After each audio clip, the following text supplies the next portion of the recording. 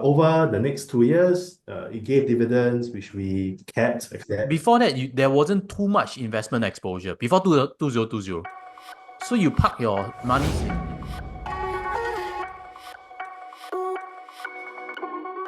I have with me someone who's a father of two and also someone very interested in financial freedom. He's shared before many times on his journey. So, Matthew, welcome to today's show. Yeah, thanks so much, Josh. I really appreciate you having me here, and I look forward to some of the discussions that we're going to have. So, for today, right, let's break down the discussion in two parts. The second part will be answering questions that have surfaced, regarding your journey on financial freedom. I think it's a good time to add more flavor and more depth. And the first part will be on your interest in financial freedom as well as where you're at current status. So go ahead and share. I guess my wife and I really started this journey, maybe now 13, 14 years ago. We didn't really have any interest in financial freedom, to be very honest. It all started really when we started talking about applying for a flat, started talking more seriously about getting married, and eventually the topic of kids came up as well. So she then raised to me that she wanted to eventually become a stay-at-home mother when we had kids. We believe that we want to be hands-on parents. We want to make the effort to disciple our children and really be a present parent, not to outsource that. So when she brought up this idea, I thought it was quite contrarian, quite different from the social norm, particularly in Singapore. So currently I work at a polytechnic. My wife was an engineer. She worked there for close to probably 13, 14 years before she eventually moved part-time. And then that's after we had our first child. And then some years after that, we had our second child, and then she left her job completely. Also, there's a step down from full-time to part-time. Because later we'll be discussing on income numbers. I think that will give a lot more depth to how someone can walk the journey similarly. It wasn't really planned that way, It just happened that when we were about to do the step down, COVID hit. So at that time, I think perhaps the company felt like it was very difficult to hire a replacement should she leave, So in a way, it just kind of fell on our lap by chance, yeah, and the correct timing. So kids now, they're both in preschool. So both our kids are in preschool. They'll be 6 and 3 at the end of this year. So not primary school yet. Yeah. Then for housing, maybe you can share a bit more before we dive onto the numbers and details. What is current situation as well as maybe future plans? 12, 13 years ago, we applied for a BTO. In terms of future plans, we don't have future plans, I guess. We are not really into the constant upgrade after 5 years. I just think it's a little bit stressful. I think it will put a lot of pressure on our finances, and I don't think that's healthy for a household.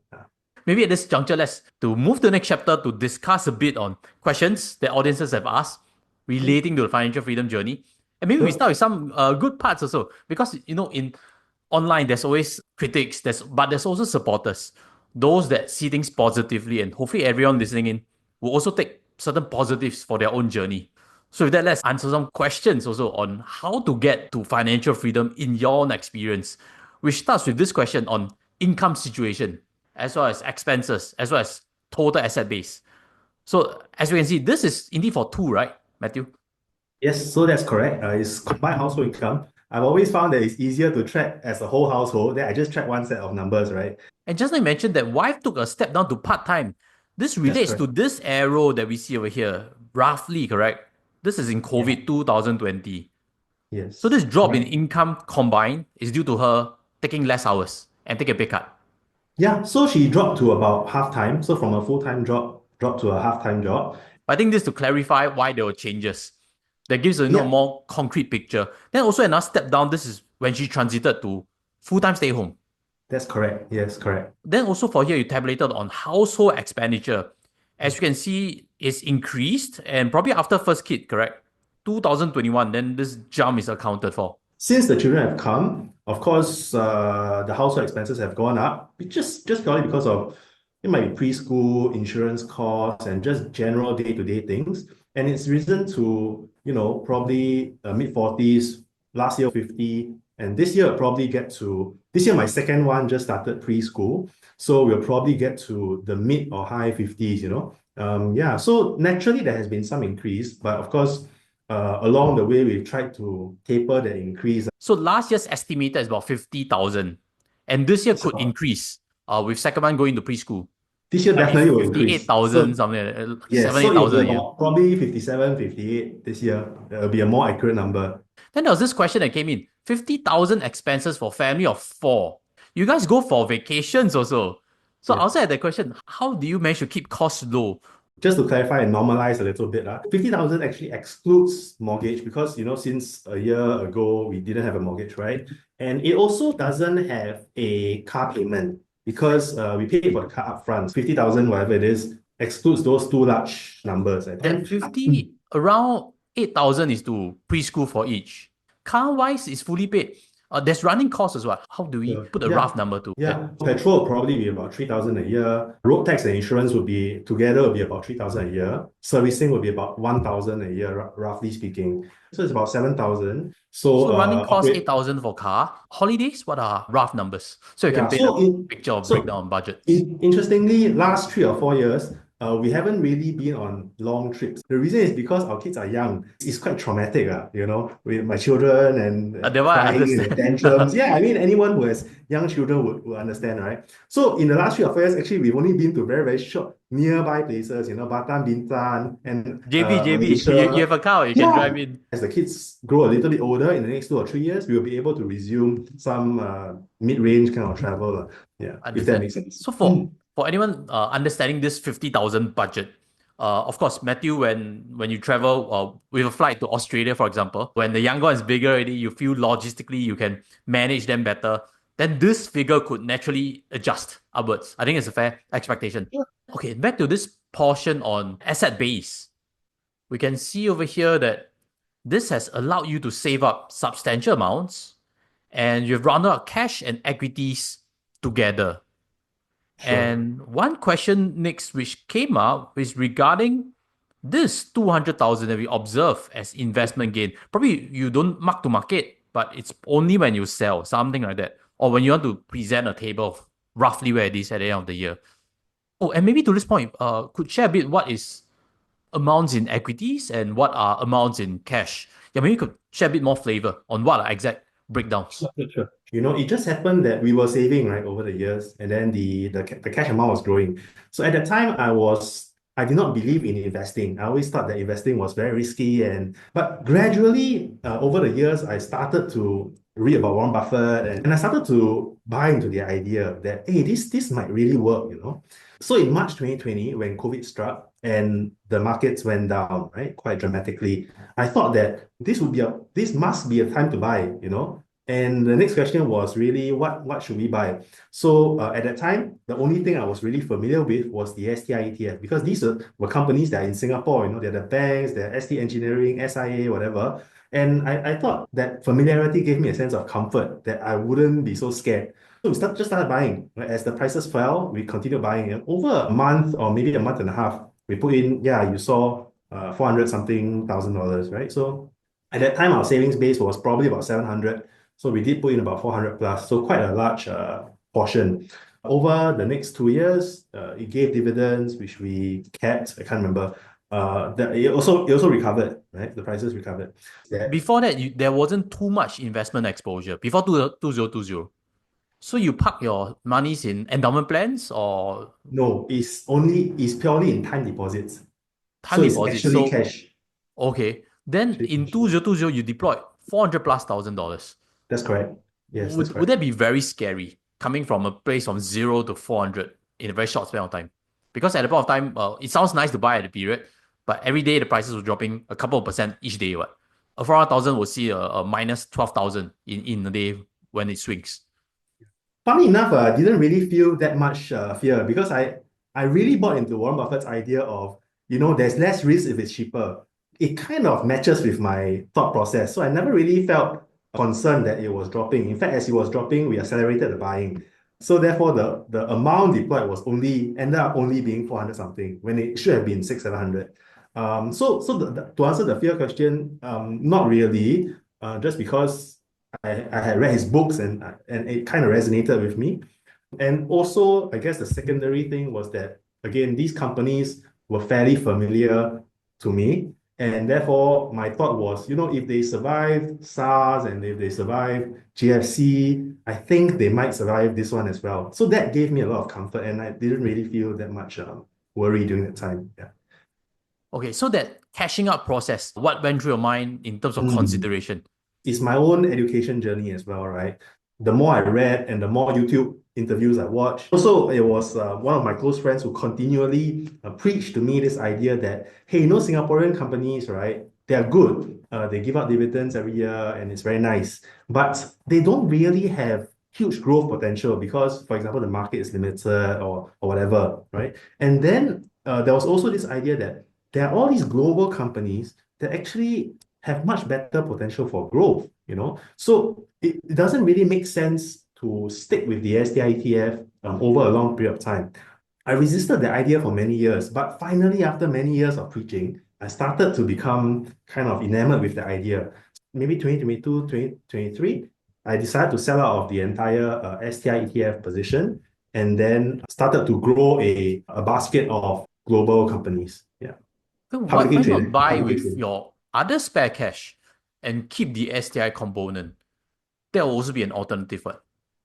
That could be, but again, it's about the idea of if you truly believe that growth potential of these Singapore companies is limited, then there's an opportunity cost, right? Meaning, if I can sell out of the STI position and say I buy the MSCI World Index, which I believe has better potential. Maybe that also relates to our next question that we should feel together, which is on investing approach and experience. So there are some that were trying to find out a bit better in terms of direction. You mentioned, I think, that you own 10 stocks to generate passive income.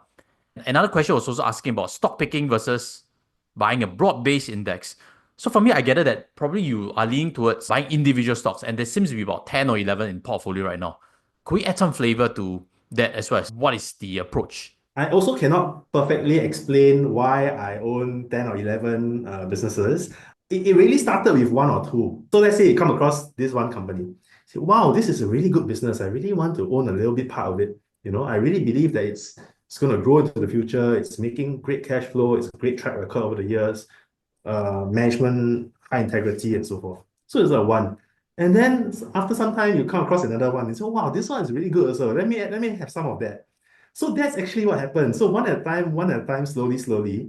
Now it's become 10 or 11. It really just happened by chance, one at a time, one at a time. And over time, as they were added, I kind of treat these businesses as my children. So I have an emotional attachment to them. It's really the Are these reason. Singapore Yeah. stocks or US stocks? They And are do you global. break down equally like 10% each if it's 10 or 11 names? So the answer is no. So like I said, I never set out to own 10 or 11, right? It's really one at a time. So no real scientific formula. Among the 10 or 11 things that I own, there are things that are a bit on the low side. So it might be like 4, 5% kind of number. Then there are things that are a bit on the higher side, might be like 13, 14% kind of number. So yeah, really just a feeling. There's no scientific method to it, really. And I Could we drill and down a bit to specifics? What can we see as lessons from this list? yeah, from this list, Or maybe I can share a bit on my own journey. That will relax a bit. on please do. on the channel, I do share. I do own stocks also, and usually I'll advocate to keep the stock list short. So it's good to hear also that the list is short. And in the journey, sometimes we make decisions and they don't pan out as what we expected. For example, I bought Maple Tree Peninsula Commercial Trust. I expected Hong Kong recovery, especially in its mall over there, but it still floundered. So at certain points, I've cut losses on that point to reallocate. So I've reallocated recently to PropNext, for example, which I shared openly.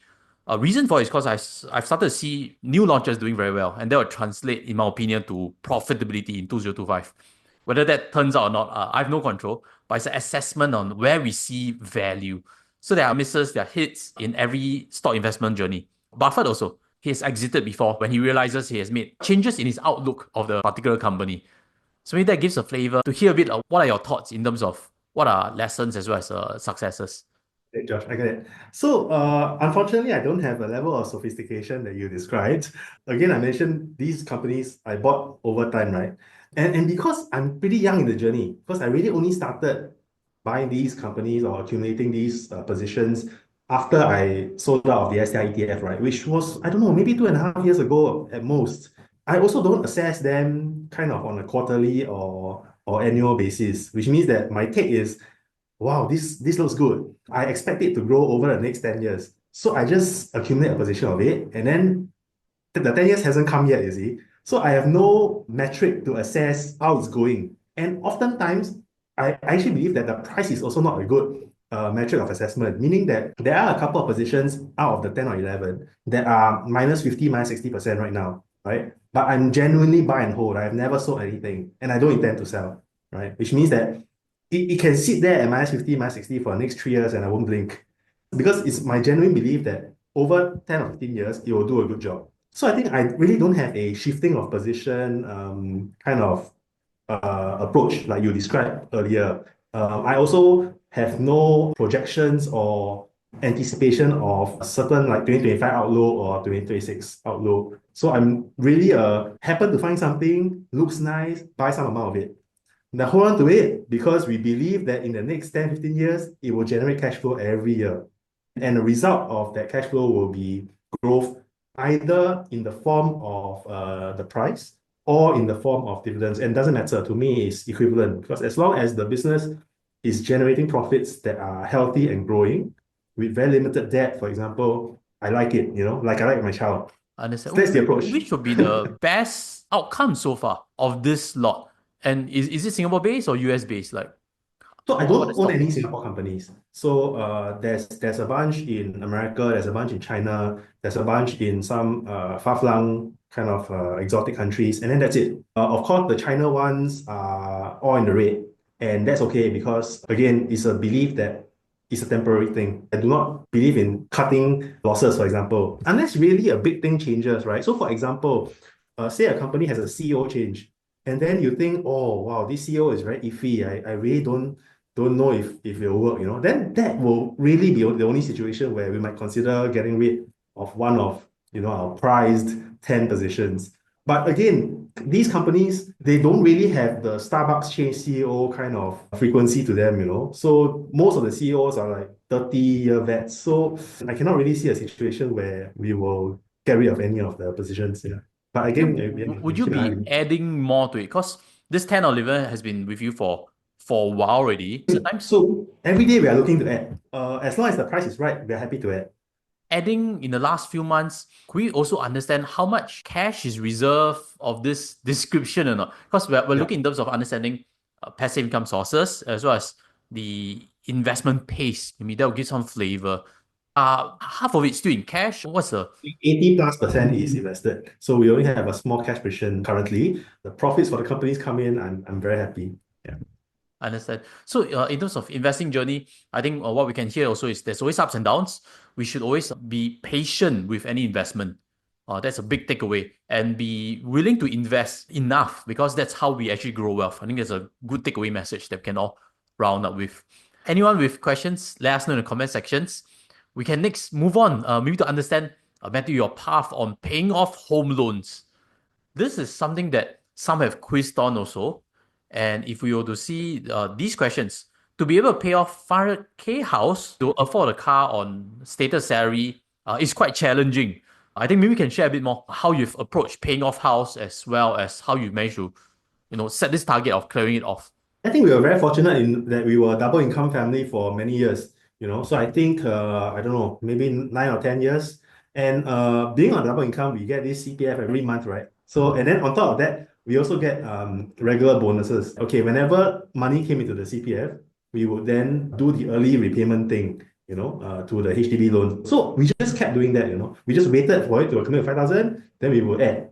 We would pay out some amount of the loan. And gradually, it was actually quite liberating as well, seeing that principal amount decrease slowly over the years, Because we waited 4 or 5 years for the BTO flat, right? Because that's how long it took to be built. CPF also accumulated over those first initial 4 or 5 years, which means that by the time we took the keys to the flat, there was already two large sums of money in our two ordinary accounts.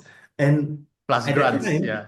yeah, absolutely. And then on top of that, when we applied, I was actually not working yet. I was still a student. So we actually managed to get, I can't remember, it was a $35,000 grant from the government or something. So a lot of things kind of fell together in this paying off the BTO journey. No rocket science about it, really. Maybe I can have some fun and poke at the idea. What would you think, looking back, on investing the CPF OA instead, or moving into special account? What would you think of that choice? Of course, yeah. I think about it sometimes as well. I wonder whether it would have been a better option because obviously, mathematically and financially, it makes sense, right? Because you can say, oh, it's 2.5%, and then your SA is 4+%. So it makes a lot of sense. But I do think there's a little intangible benefit gradually paying down your home loan and accelerating the payment process as well. Because it just makes you feel like you don't owe anyone anything. So even though it's to HDB and to the government, I do think that, yeah, as that loan principal went down, we actually felt like, oh, wow, we are getting closer and closer to zero. That gave us a sense of achievement, a Mm. sense of excitement. And eventually, even though it may seem like the wrong financial or mathematical decision, I think essentially it gave us a sense of There's always um, pros and just, cons. It's not meant to be as wrong or right. Pros yeah. and cons is you move it to special account, it's stuck already. Mm. You can't, if for example you want to change house, you can't use that sums already, correct? Yeah. Or Yeah. if you have invested, maybe the investment outcome wouldn't be 2.5% also. So it's hard to Yeah. say. There's just pros and cons to each Yeah. choice. Yeah, but I think for us, we value the intangible piece that we get from just, not owing a sum of money to somebody. So I think that really helps with our psychological state. We don't think that there's a need to optimize everything perfectly. Just agak okay is good enough. I think that's our general perspective. I actually like to bring that idea of paying off the mortgage, especially for anyone in 50s, because by then you're really close to retirement already. It's not early retirement, it's really retirement. So having that stress of mortgage should be removed from the retirement equation. So anyone at 50s do try to work hard to clearing it down. It does give that peace of mind, like what we have discussed so far. Then we can pivot to the next question also on financial freedom. I think many were quizzing and having their opinion on financial freedom. And I think everybody's number is different. Everybody sees a number and reacts differently also. I think that's something. So I mentioned financial independence with 1.5 million liquid for two and with kids. Is this too little or not? Maybe you can give some reply to that idea. One was trying to ask for a hard figure to get a point of view whether it's sufficient or not. Maybe Matthew, what would you think of this idea of finding the right number? Josh, you're the expert, so I should ask you about what the right number actually is. I really don't know. I Or the, the, mean, the first thing is right for everyone is a different number. Lah. yeah, When we hear someone's number, we put our own expectation on it, which may or may not be correct. Correct. yeah, So if we see a very big number, we're like, hey, no lah, that too extreme. Or we see yeah, too low a number, then we'll judge that, oh, based on our own experiences, that cannot be survivable, which is not true also. yeah. It is possible that everybody has a different number. Maybe 1.5 for two, we need to relate it to an expense expectation that's slightly lower. Maybe we can start the discussion on that front also. I empathize with this comment and I really understand where the person is coming from because sometimes you'll think, hey, as your kids grow up, there are certain expenses associated with that. So of course it might be too little or not enough or whatever, and that's okay. I think my own general perspective is we take it one day at a time, Mm. right? It's not really a matter of too much or too little, but essentially we've tried our best. I cannot say, hey, it's too little, so I want 6 mil. It's like no, I can't. I can't do that. I need some time, but maybe eventually I'll get there, but not today. Or So maybe my view wife is work that, another couple more years? but that wouldn't have worked for us because I Mm. think with two kids, I had a 3 minute discussion with her, Mm. and I asked her quite simply to tell me, would you prefer to continue doing the part-time thing? She told me in 10 seconds that it's a bit strenuous and she would prefer to focus her energy on the children. And in 3 minutes, it was decided that she would resign the next day. It's a bit different for everyone. The number is difficult to figure out. For me, if we look at the expense kind of ratio with the assets, right? It might be about 30x now, something like that. Of course, conventional rule of thumb is whatever, 25x, right, Josh? So I think 30 is better. 35 is very good. 40 is fantastic. But gradually, I think we'll increase that multiple over time. And of course, because it just takes time for the the portfolio to grow and also for income to come in to supplement that journey as well. So I cannot comment whether it's enough or not enough because I don't know what the future expenses are. But I think hand on heart, I can say that as a household, we've tried our best and I think we are happy. We just take it kind of 1 year at a time. Yeah. With a bit of buffer, of course, we have more optionality in life, and that's really important. So it really isn't about, quitting your job and traveling for 3 years. I don't think that really is our goal. Earlier, Josh, your question was, would it have made sense if you asked your wife to work for an extra 3 years, let's say, right? And the answer is she didn't want to. So we are very thankful that we are privileged enough to say that, okay, if you don't want to do that, don't do that, right? So to me, having that optionality is some sort of freedom already. It's not really the travel to the mountainside for 3 years kind of freedom. I think that's not something we are looking for. I can also add further to critics who are thinking not enough and what if expenses change in future, kid need go university. I think that possibility of your wife going back to work when they are older is still there, what? So it's like, this idea of you take mini retirements first is still very viable. 10 years down the road where they are big secondary school already, actually you realize there's a lot of time. So she can find ways to bring in income stream and that could still be ways to solve unexpected expenses down the years. What do you think of this? Certainly, I think that's certainly possible. If that's what you as a household think is appropriate and what myself and my wife want to do, and that's certainly okay. I'll also add that if you stay invested, then I always say that the portfolio will take on a life of its own and it will grow on its own over time, right? If I trust the math, then I think that likely will happen over time.